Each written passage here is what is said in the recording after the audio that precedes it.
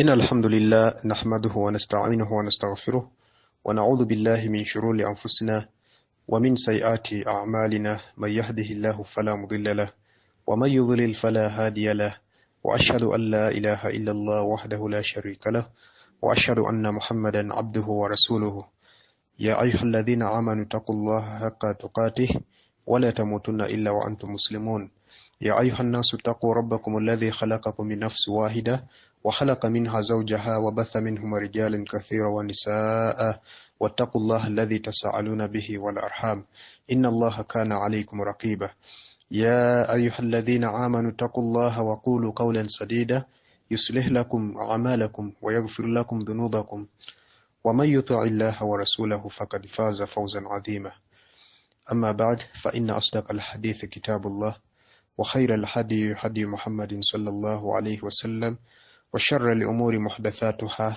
وكل محدثة بدعة وكل بدعة ضلالة وكل ضلالة في النار. Tumutendereza Allah n'amatenda amalungi era amajjuvu agatali mbukendeevu bwonna. Tumusaba okusaasira n'emirembe ku mubaka Muhammad sallallahu alayhi wasallam. Tukyagenda mu maaso n'omusomo gwaffe ogwa Nawafil kitundu kya 21 ng'olwaleero tugenda kwongereza ku kitundu kye twatandikako eky'okutama ku maviivi arrukuu. Twalaba sifatu rukuu engeri omubaka sallallahu alayhi wasallam gye yakutamangamu ku maviivi mu kitundu kyaffe eky'e19 era ng'olwaleero kwe twagala okubeera nga twongereza mpozi mu bufunze. Omubaka sallallahu alayhi wasallam yakutama atya ku maviivi? Mu bufunze tugenda kunnyonnyola twalaba nti omubaka sallallahu alayhi wasallam yateekanga ebibatu bye ku maviivi. Amakulu teyabisanga mu bisambi oba wansi w'amaviivi ng'abamu bwe bakikola, wabula yassanga ebibatu bye ku maviivi era bw'atyo bwe yakiragira basahaba, era awala twalaba ne hadith bwe yakiragira omusajja eyasaalanga obubi esswala ye. Era yalinga anyweza emikono gye ku maviivi ng'oyinza okugamba nti agisibiddeko. Ne tulabanga yayanjuluzanga wakati w'ennweze era nga bw'atyo bwe yakiragira omusajja eyasaalanga obubi esswala. Bwe yamugamba mu hadith gye twalaba yamugamba nti bw'obanga okutamye ku maviivi teeka ebibatu byo ku maviivi go oluvannyuma oyanjuluze wakati w'ennwezo, era olwengawo kaakaseera okutuusa nga buli kiyungo kikutte wa wekiteekeddwa okukwata. Twalaba nti yalinga yeesambya enkokola ze ku mbiriizi ze. Amakulu bwe yakutamanga ku maviivi tewali n'omulundi n'ogumu omukono gwe bwe gwasinkananga embiriizi ze oba kwegamba enkokola z'okusinkana n'embiriizi. Ne tulabanga bwe yakutamanga yagololanga omugongo gwe era n'agwenkanyankanya okutuusa ne lwekyabanga nti singa aba ayiriddwako amazzi galegama kuli, amakulu gatebenkera kuli ne gaba nga tegasobola kuyiika. Ne tulabanga era yagamba omusajja yasaalanga oby esswala ye n'amugamba bw'obanga okutamye teeka ebibatu byo ku maviivi go ogolole omugongo gwo era otebenkere mu kukutamako. Era mu hadith ezimu ze twasembayo okulaba yagamba yalinga takoteka ku mutwe gwe amakulu nga taguwunzika era yalinga tagulalambaza, walakin baina dhalik, wabula kyabeeranga wakati w'ebyo amakulu, wakati w'okukoteka ne wakati w'okulalambaza. Naam, olwaleero barakallahu fiikum nga twongereza ku kitundu ekyo tugenda kulaba wujubu at-tama'anina, obwetteeka bw'okutebenkera oba obwawajibu bw'okutebenkera fi rukuu mu kutama. Wa kaana yatma'innu fi rukuuhu, omubaka sallallahu alayhi wasallam yalinga atebenkera mu kutama kwe.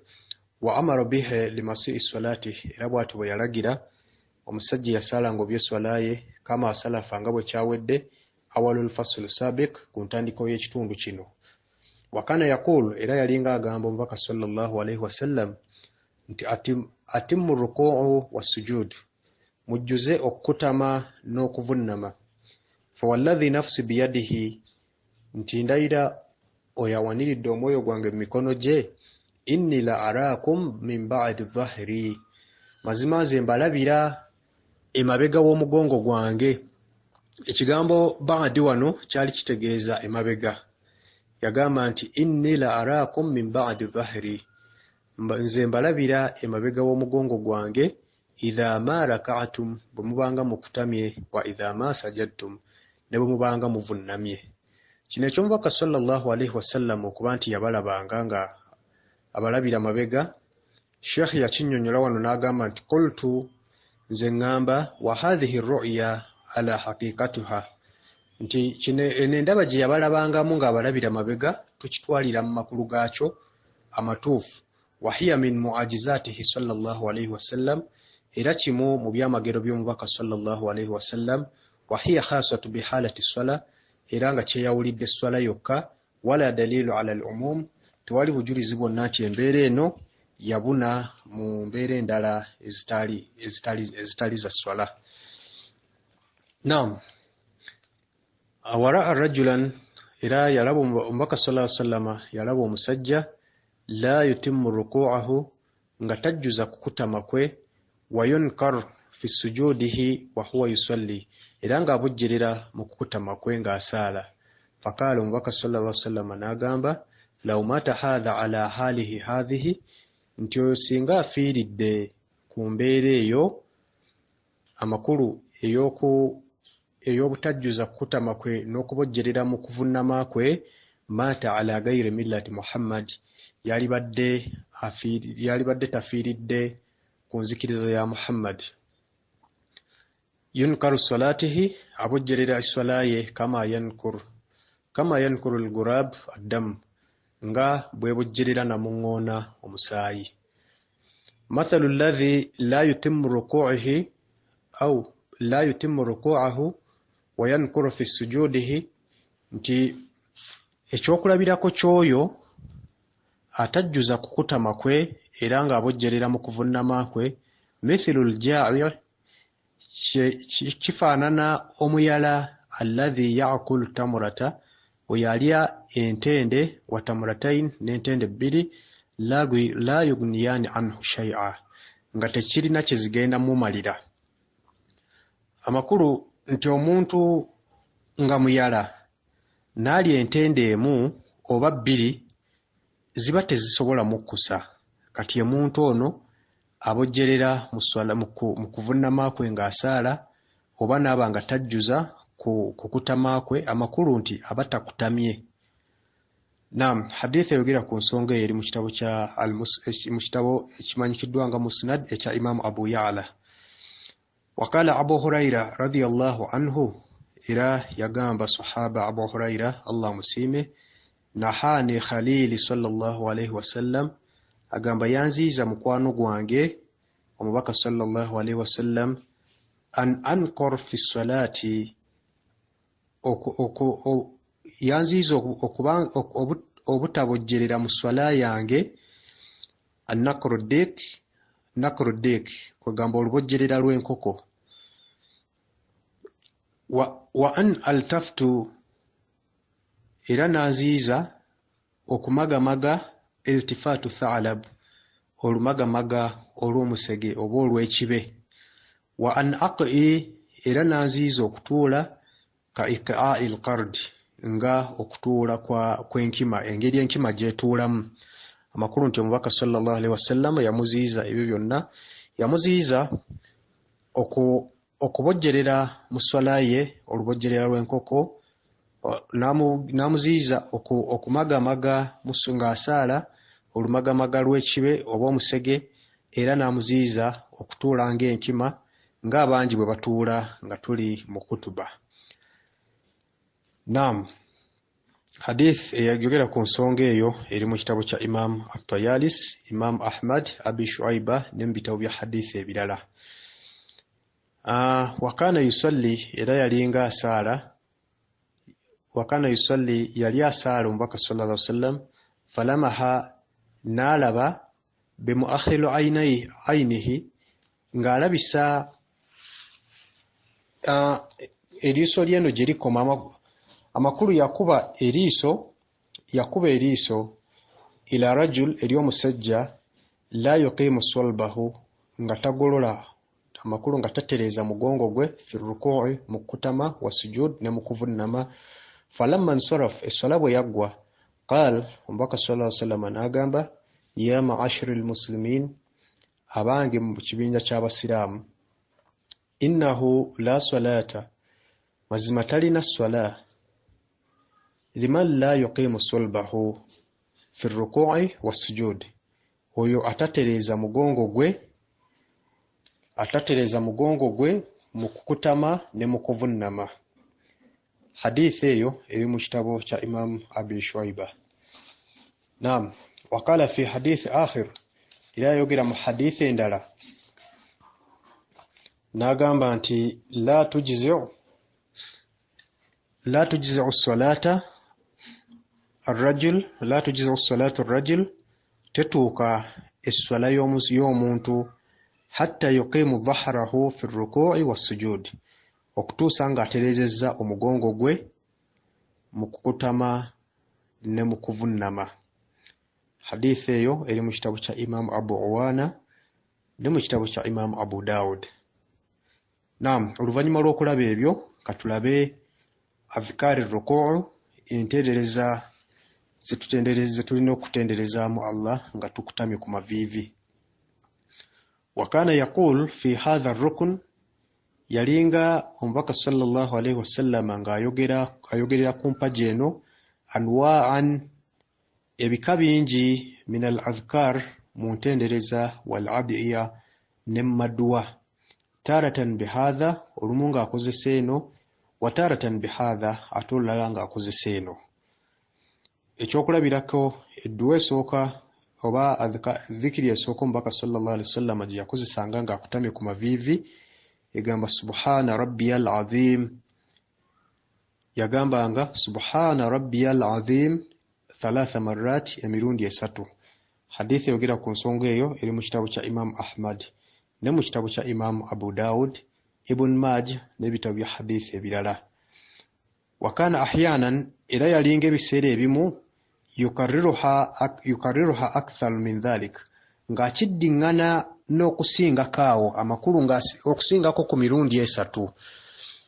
Ensonga eno Sheikh yagyogerako Sheikh Muhammad Nasiruddin Al-Albani n'agamba nti yustifadu hadha nti ekyokuba nti omubaka sallallahu alaihi wasallam ekyokugiddiŋŋanya emirundi egisukka mu 3 kiganyulwamu oba tukiyigamu min al ahadith al masriha okuva mu hadithi ezakyasanguza bi annahu alayhi salam nti omubaka sallallahu alayhi wasallam kana yusawwi baina qiyamihi yalinga yenkanya wakati w'okuyimirira kwe wa ruku'ihi n'okutama kwe wa sujudihi n'okuvunama kwe kama ya'ti aqibu hadha al fasl nga bwe kijja okujja ku nkomerero y'ekitundu kino. Naam, wano Sheikh kyagezaako okunnyonnyola nti ekigambo kino okusinziira ku bbanga omubaka sallallahu alaihi wasallam lye yamalanga ng'akutamye kyali tekitegeeza nti yakyogeranga emirundi 3 gyokka okugamba nti subhana rabbiyal azim n'aba nga yakyogera emirundi 3 gyokka, wabula yakiddiŋŋanya n'emirundi egisukka mu 3. Agamba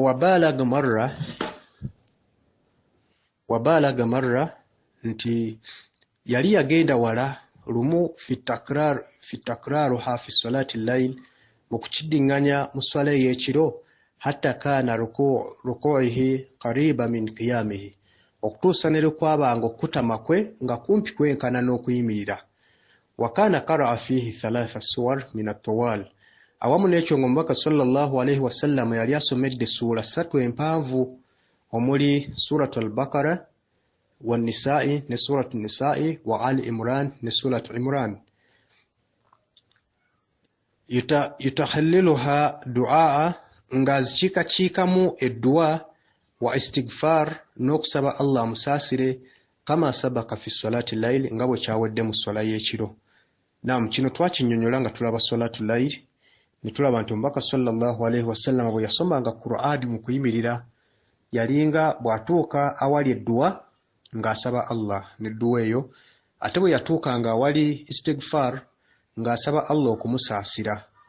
ne kibanga kyali kitegeeza nti omubaka sallallahu alaihi wasallam wamu nti yasoma essula 3 empanvu ate nga azikiikakiikamukko edduwa n'okusaba Allah amusaasire, ne kibanga kitegeeza kyatwalanga ebbanga gwanvu, ate bwe yatuukanga okutama n'abanga okutama kwe yakuwanvuyanga ne kubanga kumpi kwenkana n'ebbanga lye yamala ng'ayimiridde, ne kibanga kitegeeza nti ekigambo kino subhaana rabbiyal azim teyakyogera bwogezi mirundi 3 gyokka, wabula kitegeeza nti yakyogera n'akiddiŋŋanya n'okusingako awo nga bwe tukirabye.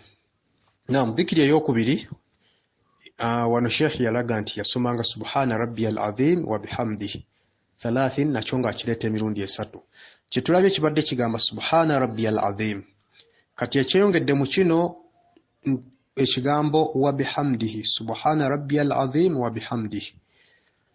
Naam, hadithi ereeta eyogera ku nsonga eno eri mu kitabo kya Imam Abu Dawud, Darqutni, Imam Ahmad, At-Tabarani ne Imam Al-Bayhaqi bonna bakireeta. Dhikiri eyokusatu omubaka sallallahu alaihi wasallam yagambanga subuhi qudusu rabbul malaikati warruh. Okwawulwa kwa Allah, okwawula kuko n'okutukula kuko rabbul malaikati warruh, Allah omulabirizi w'abamalayika ne malayika Jibril. Kyekitegeeza subuhi qudusu rabbul malaikati warruh. Nga hadith eyogera ku nsonga eyo eri mu kitabo kya Imam Muslim ne mu kitabo kya Imam Abu Awana. Dhikiri eyokuna egamba subhanaka Allahumma wa bihamdik Allahumma gfirli. Subhanaka Allahumma wayawukana Allah amakulu nti oli wala nnyo n'ebyo bye bakugattako. Subhanaka Allahumma wa bihamdik era n'ebitendo byo byanjawulo ku bitendo by'ebitonde. Allahumma gfirli ay Allah nkusaba onsaasire. Ge makulu ga dhikiri eyo subhanaka Allahumma wa bihamdik Allahumma gfirli. Wa kana yakthuru minhu fi ruku'ihi wa sujudihi. Era yayitiriza nnyo okugisoma mu kutama kwe ne mu kuvunnama kwe.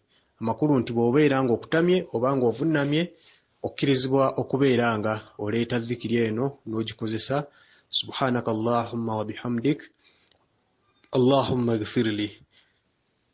Yata'awwalu al-Qur'an, ng'alinga avunula Qur'an.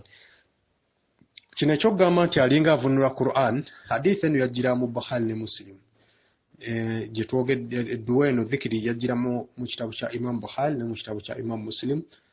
Ekyokuba nti bw'oba okutamye oba nga ovunnamye oluwaddemba okukozesa dhikiri egamba subhanaka Allahumma wa bihamdik Allahumma gfirli. Mpozi ekyokugamba nti yata'awwalu al-Qur'an, yalinganga avunula Qur'an, kyajja oluvannyuma lw'okuba nti Allah yassa aya egamba nti fasabbih bihamdi rabbika wastaghfiruhu innahu kana tawwab. Nti fasabbih bihamdi rabbika, tendereza Allah n'amatendo ge, tendereza Allah n'amatendo g'omulezi wo, wastaghfiruhu era omusaba akusonyiwe, innahu kana tawwab, mazima Allah banga lyonna ye akkiriza oyo yenna abamusabye okumusonyiwa. Naam, dhikiri eyokutaano gye tuleeta nga tukutamye kwe kugamba nti Allahumma laka raka'tu wa bika amantu wa laka aslamtu anta rabbi khasha'a laka sam'i wa basari wa mukhi wa azmi wa fi riwaya wa 'idhami wa 'asami wa ma istaqallat bihi qadami lillahi rabbil alamin. Naam, eyo nayo ndala kwezo ze tusoma amakulu gaayo egamba nti Allahumma laka raka'tu, ay Allah nkutamye ku lulwo, wa bika amantu era gwe nakkiriza, wa laka aslamtu era neewaayo ku lulwo, anta rabbi gwe mulabirizi wange, khasha'a laka sam'i amatu gange gagonze ku lulwo gakugondedde, wa baswari n'amaaso gange, wa mukhi n'obwongo bwange, wa azimi n'eggumba lyange, wa fi riwaya mu njatula endala wa idhami n'amagumba gange, wa asabi n'ebinywa byange, wama istaqallat bihi qadami na buli kyonna ekiwaniriddwa amagulu gange oba ebigere byange, lillahi rabbil alamin, byonna bigonze ku lulwo omulabirizi w'ebitonde byonna. Dhikiri endala ey'omukaaga egamba Allahumma laka raka'tu wa bika amantu wa laka aslamtu wa alayka tawakkaltu anta rabbi khasha'a sam'i wa basari wa dammi wa lahmi wa azmi wa asabi lillahi rabbil alamin. Eno yanjawulo kweri ewedde. Amakulu gene egamba Allahumma laka raka'tu, ay Allah nkutamye ku lulwo, wa bika amantu era gwe nakkiriza, wa laka aslamtu era neewaayo ku lulwo, wa alayka tawakkaltu era gwe neesigamiddeko, anta rabbi gwe mulabirizi wange, khasha'a sam'i gagonza amatu gange, wa basari n'amaaso, wa dammi n'omusayi gwange, wa lahmi n'ennyama yange, wa azmi n'eggumba lyange, wa asabi n'ebinywa byange, lillahi rabbil alamin, nga byonna bigonze ku lulwo omulabirizi w'ebitonde. Naam, hadith yajjiramu dhikiri eno eri mu kitabo kya Imam An-Nasa'i era nga hadith ntuufu.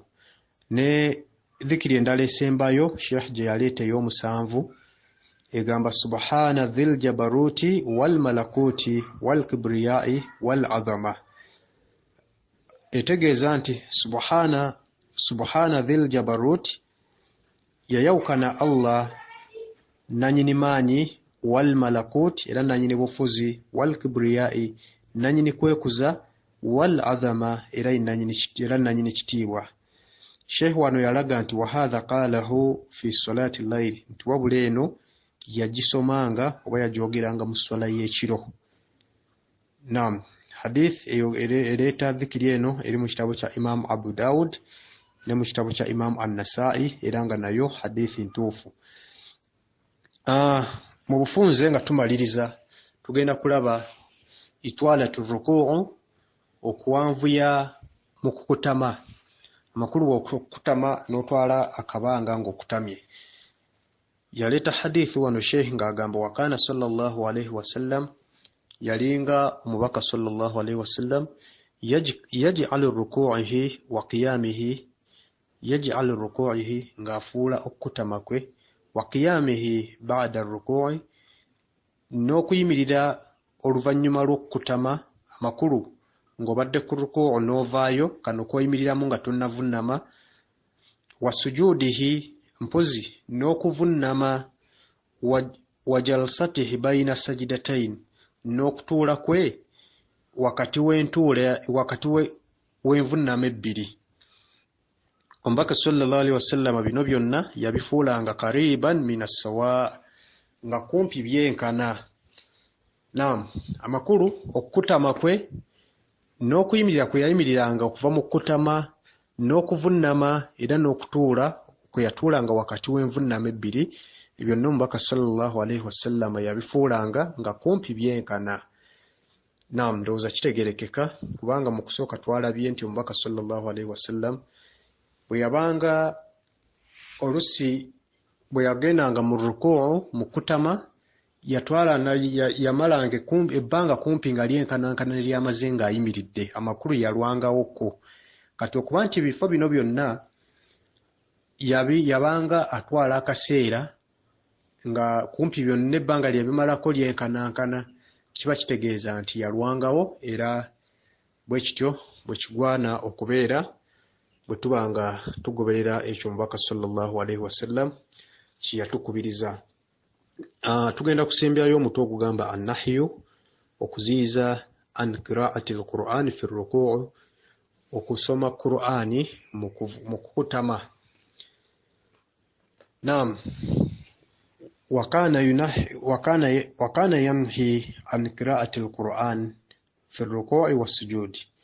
Yalinga omubaka sallallahu alaihi wasallam ng'aziyiza okusomera Qur'ani mu ruku'u, mu kutama, wa sujud ne mu kuvunnama. Hadithi eyogera ku nsonga eno eri mu kitabo kya Imam Muslim ne mu kitabo kya Imam Abu Awana. Wakana yaqulu, era yalinga agamba omubaka sallallahu alaihi wasallam nti ala bannange wa inni nuhitu an akra al-Qur'an nti nange naziyizibwa okusoma Qur'an raki'an nga nkutamye au sajidan oba nga nvunnamye fa amma ruku'u nti wabula bw'oba okutamye oba mu kutama fa adhamu fihi rabbu azza wa jalla nti mugulumizengamu mu kutama mugulumizengamu Allah yayitira okuba owa waggulu wa amma sujud ate mu kuvunnama fajtahidu fi du'a mulafubanenga okusabirangamu Allah fakam min kigwana an yustajabu lakum okubeeranga mwanukulwa. Naam, hadith yogera ku nsonga eno eri mu kitabo kya Imam Muslim ne mu kitabo kya Imam Abu Awana. Kiba kitegeeza nti bwe tubeera ku rukuu tuteekeddwa okubeera nga tutendereza oba nga tugulumirizaamu Allah, ate bwe tuba ku sujud tulina okuba nga tulafuba n'okuba nga tusabiramu Allah, era nga kyekimu yempaji yokka mu swala mw'osobola okubeera ng'ovunnamye ku sujud n'oba nga osabiramu Allah. Naam, ndowooza bitegerekese insha Allah. Allah wanaaba atwongeddeyo akaseera wanaaba atwaziseeyo akaseera tujja kuba nga tulaba al-i'tidaal okwenkanankana min ar-ruku'u okuva mu ruku'u wama yaqulu fihi na biki bye tulina okwogerera awo insha Allah gwe mutwe gwe tujja okubeera nga tuzzaako omulundi omulala. Saba Allah atuwe okuteeka mu nkola bye tuyiga era atuwe okuba nga tubitegeera. Innahu waliyu dhalika wal qadiru alayhi. وفق الله الجميع لما يحبه ويرضى والحمد لله رب العالمين.